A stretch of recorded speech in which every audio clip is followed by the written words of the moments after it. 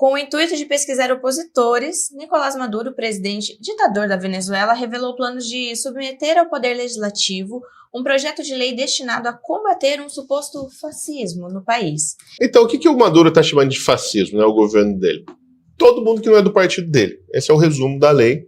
É isso, né? As forças no parlamento, as forças do fascismo, são o quê? São as pessoas que reclamam do Maduro lá dentro, que não votam com ele. Veja, e para o cara estar lá dentro do parlamento venezuelano, já boa coisa não é, né? Ele já teve que engolir muito sapo, ele já é certamente assim, um partidário da ditadura. Talvez ele discorde, né, daquelas coisas, pintou o prédio de verde, talvez fosse melhor pintar de vermelho. Acho que isso é muito fascista. Nossa. Né?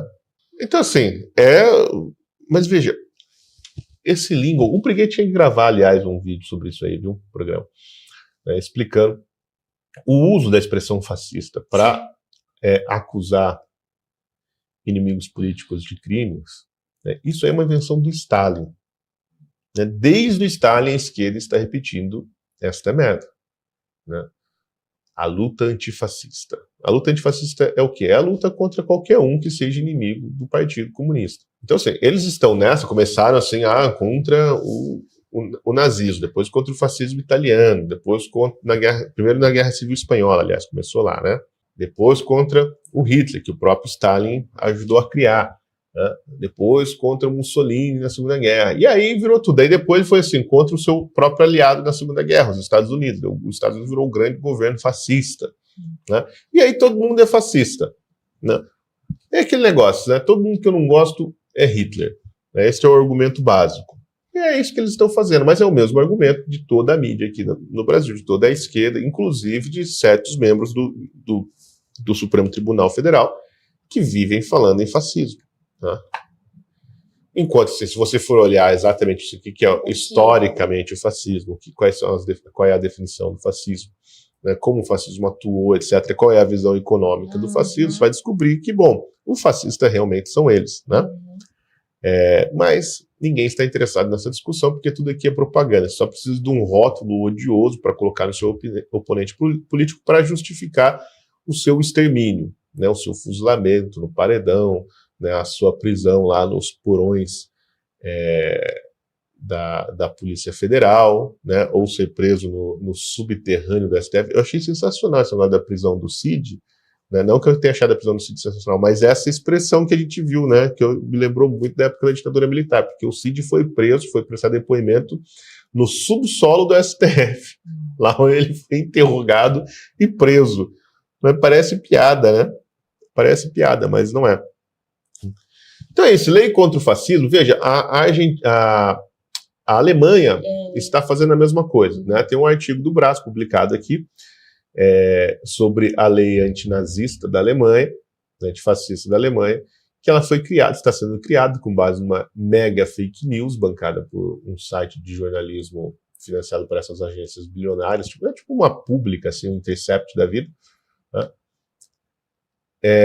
E eles criaram uma lei que vai perseguir praticamente a direita inteira. Veja, existe de fato uma direita fascista na Alemanha, na Europa inteira. Né? Quase toda a direita na Alemanha é meio fascista mesmo. Se você procurar bem, cavar bem, lá embaixo tem uns caras que admiram o Zé Bigode. Né? Sempre tem. Né? Nos vários partidos de direita lá, sempre tem. Né? Mas de esquerda também, viu? Você tem um povo que adora um fascismo, é a esquerda europeia. Porque isso aí faz parte da cultura europeia, essa é a verdade. Eles inventaram toda essa merda. Veja, a Europa inventou o nazismo, inventou o fascismo, inventou o comunismo, né? Inventou o genocídio. A Europa inventou todas as porcarias que assombram, né, o mundo moderno, ideologia de gênero, né? Essas experiências de mutilação de crianças, né, como estão sendo feitas agora, eugenia, eutanásia, aborto como política pública, tudo isso aí é coisa que a Europa inventou e espalhou para o resto do mundo. Né? Então não é se espantar que está cheio de fascista por lá. Mas nem toda a direita europeia é fascista ou nazista. Né? Nem todos os partidos são. Né?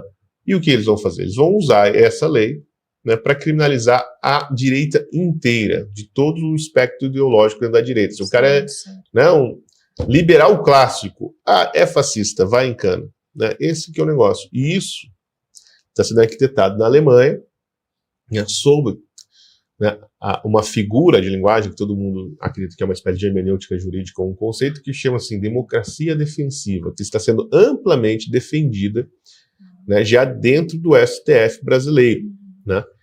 E com base nesse agora da democracia defensiva, né, que está sendo cozinhado na Alemanha, né, isso vai se espalhar por toda a comunidade europeia e depois chegar ao Brasil. Né? Não vai ser assim uma coisa tão escancarada como aqui da Venezuela, mas no final das contas vai ser assim, o resultado prático será o mesmo. Democracia defensiva, Ana, é a seguinte ideia. Assim, qual que é o discurso de todos eles? Hitler chegou ao poder por vias democráticas. Ele foi eleito. Né? Então, a democracia carrega em si um germe da sua própria destruição. Né? E se nós não fizermos nada, nós, quem que é esse nós que fala?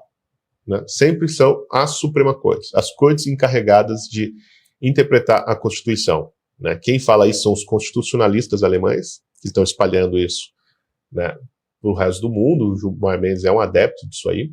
Né? Inclusive, eu ouvi falar disso aí pela primeira vez no encontro lá no Fórum de Direito que o Gilmar Mendes promove todo ano lá em Portugal. Né? Foi lá que eu vi a primeira vez alguém falando disso aí.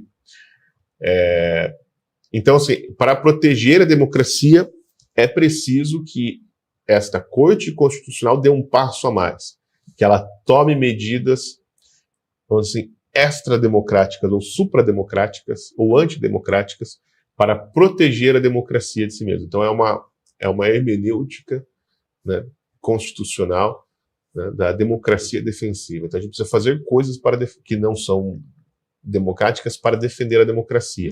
O exemplo que todos eles dão é o Orbán.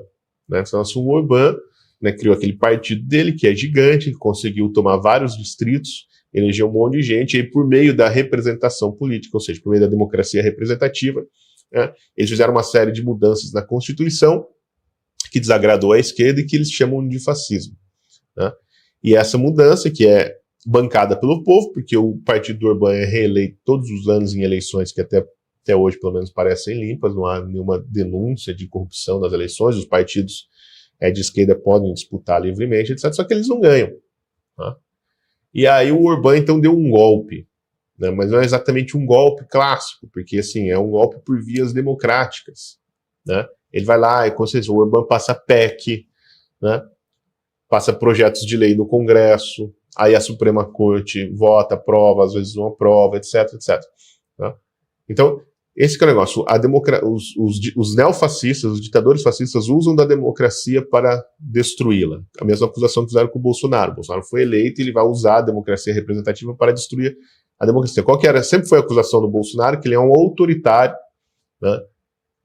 Que ele é um autoritário, que ele não é democrático, que ele não acredita nos valores da democracia. Não sei se vocês se lembram, na posse do Bolsonaro, a Carmen Lúcia, com uma cara de pau de dar dó, entregou ao Bolsonaro uma Constituição, o que nunca tinha acontecido antes, não é uma coisa assim que faz parte do protocolo, foi assim, ó, está aqui, ó, seu autoritário, você tem que jogar dentro das 4 linhas, você tem que respeitar a Constituição, né? Isso aqui é o símbolo máximo da democracia representativa, do Estado Democrático do Direito, né? Como quem lembrando ao Bolsonaro, só nós estamos de olho, né? Porque a gente sabe que você é um líder autoritário. Bom, passado 4 anos, 2022, durante as eleições, a Brasil Paralelo queria publicar um documentário sobre a facada que Jair Bolsonaro levou em 2018 em Juiz de Fora. O que aconteceu? Esse documentário foi censurado. O documentário não estava nem pronto. Ninguém tinha visto o documentário, nem mesmo a produção do documentário, porque ele não estava nem pronto, ele só estava anunciado, né, que ele seria lançado em outubro. Ele foi censurado. Veio uma ordem do Supremo Tribunal Eleitoral, do Tribunal Superior Eleitoral, proibindo o lançamento do documentário antes do dia 30 de outubro, porque ele teria um impacto sobre as eleições. Tá? E falar sobre a facada do Bolsonaro poderia prejudicar a eleição do Lula. Isso está dito lá na peça, que aliás foi escrita pelo próprio Zanin, que era o advogado da campanha na época. né? O que a Carmen Lúcia disse? A mesma Carmen Lúcia que entregou a Constituição para o Bolsonaro. Né? Para o Bolsonaro lembrar que ele tinha que defender o Estado Democrático de Direito. A mesma Carmen Lúcia disse o seguinte, né? Que a censura é antidemocrática e é uma medida extrema. Mas há momentos em que é preciso fazer uma censurazinha, uma censurinha, para garantir o funcionamento da democracia. Ela disse isso. Falou, ó, existe a censura do bem. Censura, ela falou, censura é sempre ruim, mas aqui a gente vai censurar um pouquinho. Né? Mas é só um pouquinho. Né? É aquela história, vamos pôr só a cabecinha. Né? Mas como diz o Emílio, rola não tem ombro. Né? Então, assim, você põe a cabeça, vai entrar o negócio inteiro. E foi o que aconteceu. Né? A própria Carmen Lúcia, né, montada em cima dessa ideia da democracia defensiva, foi lá e censurou o documentário da Brasil Paralelo. Veja, censura prévia, não é assim que depois mandou tirar do ar. Disse expressamente na decisão do ministro Barbosa, Benedito Gonçalves, era o Gonçalves ou Gonçalves? Acho que é o Benedito Gonçalves, que ele estava proibido, a Brasil Paralelo estava proibido de lançar o documentário antes do dia 30 de outubro. Tudo em nome da democracia. É verdade, isso foi a Rosa Weber, né? Foi a Rosa Weber.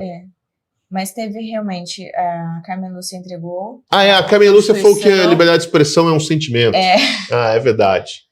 Aqueles... o mesmo balaio lá, né? Mas gente. Realmente... Foi a Rosa Weber que entregou a Constituição, mas foi a Carmen Lúcia que falou o negócio da censura.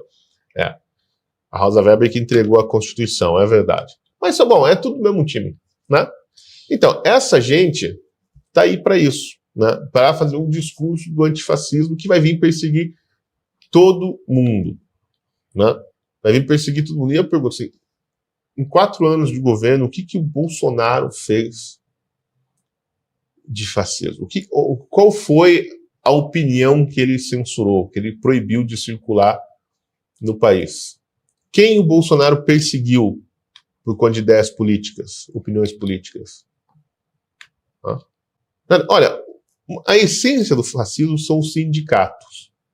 Né? Quem brigou para detonar os sindicatos, para os sindicatos não terem mais dinheiro público? Quer ter sindicato, se vire. Né? Arrume aí o seu próprio dinheiro. Foi a tal da direita fascista. Né? Então que porra de fascismo é esse? Que é o fascismo sem sindicato? Né?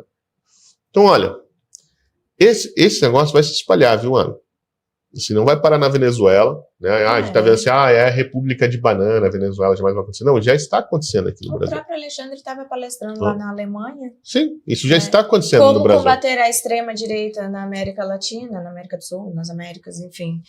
Desse balaio aí, só para lembrar também, um termo que é importante, o ministro, que era, né, o ministro Lewandowski, popularizou o termo desordem informacional também, sabe? Não precisa ser combatida, né? O que quer dizer desordem informacional? As pessoas falam coisas que a gente não gosta. Né? E o pior é que podem nos prejudicar. Pode. Né? Então, se você vai explicar o que é o fascismo e que essas pessoas que estão lá gritando certas coisas, elas estão, na verdade, defendendo o fascismo, se você vai explicar isso, uma juíza pode mandar você tirar isso do ar, não é? Uhum. Ou se você faz um painel falando o que é o comunismo, olha, se você votar nesse partido, é isso que pode acontecer? Lá no Sul, por exemplo, pode ser tirado, mandado retirado. Não, esse acordo agora entre o TSE e a Anatel. Quer dizer, isso aí é o puro suco do autoritarismo. É isso aí. Não existe, assim, não tem nem como discutir um negócio desse. É a coisa mais autoritária que a gente viu nos últimos anos. Né? Agora a Anatel lá, aquele mongol da Anatel se gabando que agora nós temos poder de polícia. Veja só. E tem mesmo, né? Esse aqui é o problema. O cara tem mesmo. Isso é verdade. Né? Alexandre de Moraes. Alexandre de Moraes. Verdade. Agora a Anatel tem poder de polícia e ela pode, né, sem nenhuma acusação, sem julgamento, sem possibilidade de defesa do acusado, sem nada, né, retirar perfis, publicações, aplicativos, o que ela bem entender da internet. Não gosto mais do Elon Musk. O Elon Musk é muito ruim. O Elon Musk é muito do mal. Ele permite que as pessoas fiquem lá no Twitter falando mal das gordas de cabelo azul do Facebook. Então vamos derrubar o Twitter. Olha, não fizeram isso com o Parler? Né? Não fizeram isso com aquele do sapinho, Gap, como que é o nome? É verdade. Né? Então, não fizeram com o Telegram? Rumble. Com o Rumble? O Rumble saiu porque quis, né? Mas já estava na linha do pênalti, né?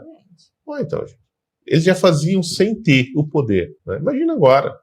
É por isso que eu digo para vocês, essas eleições serão as eleições mais sujas da nossa história. E se a direita foi perseguida das eleições de 2022, esperem para ver o que vai acontecer agora.